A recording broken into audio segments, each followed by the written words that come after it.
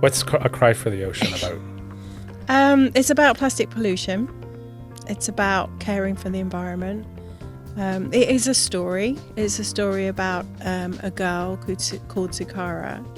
And it's a story that I wrote for the classroom. I wrote it thinking that it will educate kids to care more about the planet. So you've self-published this, and that's more and more popular these days because you got to do what you got to do. Are there advantages to self-publishing? What are the, I guess, disadvantages to self-publishing? Well, a huge advantage is time. It can take 3 years to make a picture book through a big publishing company, and they pre-order it from China months in advance, and they get huge discounts because of how they order and pay for the publishing. So you can turn something around pretty quickly.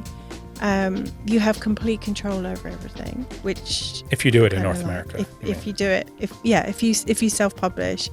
The way that I did it is I started a Kickstarter campaign to raise enough money to pay for an illustrator in the first run of the book.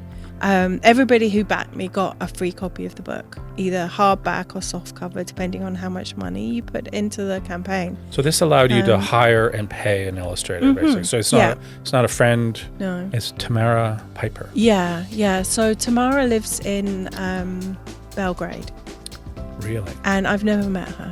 So this was an internet collaboration. Yeah, we worked through Fiverr, which is a freelance website that connects you with people. Wow. So I sent her the story, and she sent me. First of all, she sent me a picture of Sukara, and then I kind of sent her back some suggestions, some notes. And then I sent her.